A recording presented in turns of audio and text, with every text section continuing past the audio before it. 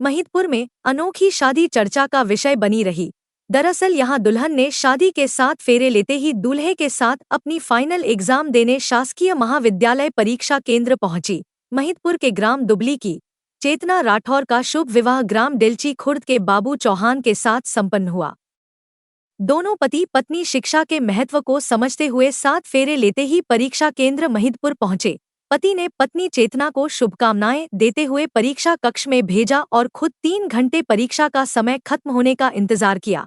पत्नी जैसे ही परीक्षा केंद्र से बाहर आई अपने पति को अच्छा पेपर देने की जानकारी दी। फिर दोनों दूल्हा दुल्हन फूलों से सजी गाड़ी में बैठकर विदाई की रस्म के लिए रवाना हुए। परीक्षा केंद्र पर इस अनोखे जोड़े को देखकर परीक्षार्थियों और शिक्षकों को काफी अचरज हुआ। आपको बता दें कि चेतना राठौर और बाबू चौहान का 16 अप्रैल को विवाह होना था। 15 अप्रैल को बाबू चौहान बारात लेकर ग्राम दुबली पहुंचा। 16 अप्रैल को सुबह 7 फेरे के बाद विदाई की रस्म अदा की जानी थी, लेकिन 16 अप्रैल को चेतना का फाइनल एग्जाम था। दूल्हे के परिवार वालों ने विदाई की रस्म से पहले दुल्हन को परीक्षा दिलवाने के बाद ही विदाई की रस्म का फैसला लिया, जिसका लड़की के परिवारजनों ने सम्मान किया।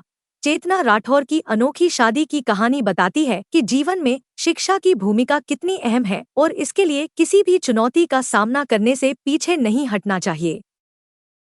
नमस्कार दोस्तों, आप देख रहे हैं एमपी खुलासा द विजन ऑफ एमपी। हर बार हम आपके लिए कुछ न कुछ नया लेके आते हैं, लेकिन इस बार हम एक स्पेशल स्टोरी के साथ में यहाँ पर पहुंचे हैं। महिदपुर के ग्राम डेलची खुर्द में एक बालक की शादी हुई है और वो बालक आज अपनी दुल्हन को लेकर कॉलेज में एग्जाम दिलाने के लिए लेके आया।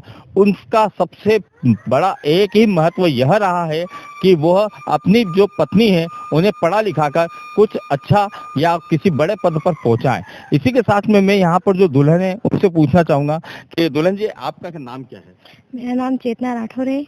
आज आपका कौन सा एग्जाम था? मेजर हिस्ट्री का सेकंड पेपर था मेरा। अच्छा, जैसा कि चेतना राठौर ने बताया है कि आज इनका हिस्ट्री का फाइनल एग्जाम का जो पेपर था, उन्होंने पूरी तरीके से इस एग्जाम को दिया भी सही है। आपका पेपर कैसा गया? अच्छा गया। अच्छा, मैं ये पूछना चाहूंगा कि जिस प्रकार से अभी आपकी शादी भी चल रही थी और शादी के साथ में आपको पढ़ाई करने का समय भी मिला।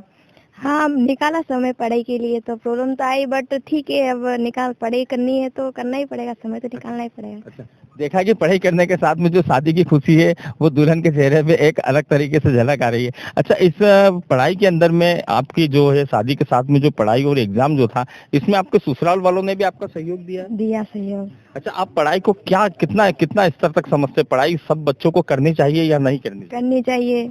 इससे क्या फायदा मिल जाता है? बहुत ही फायदे हैं, देखे जाए तो इसके सारे ही फायदे हैं, क्योंकि आज की जो दुनिया वगैरह चल रही है उसमें तो पढ़ाई बहुत इम्पोर्टेंट है वगैरह।